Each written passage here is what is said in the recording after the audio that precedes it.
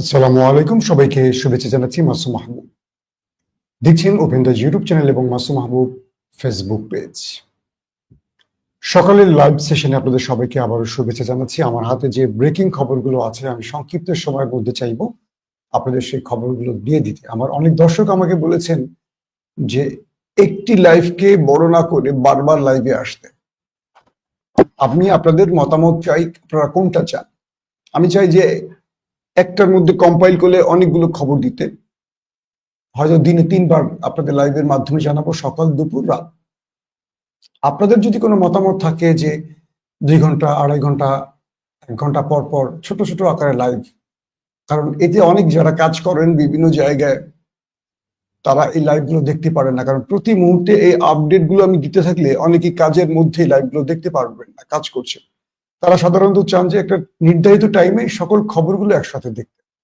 আপনাদের মতামত দেখার অপেক্ষায় আছি আমি। আপনারা জানাবেন অবশ্যই। আপনাকে শুনতে এবং দেখতে পাচ্ছেন আমাকে একটু কমেন্ট করে জানান।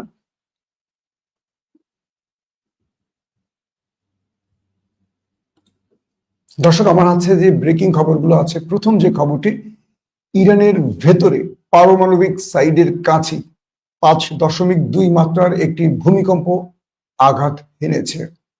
তবে কি দখলদাররা ইরানের নিউক্লিয়ার সাইট ধ্বংস করে দিয়েছে, নাকি ইরান মাটির নিচে একে পারমাণবিক বা নিউক্লিয়ার টেস্ট চালিয়েছে? এবং ইরান গত রাতে নতুন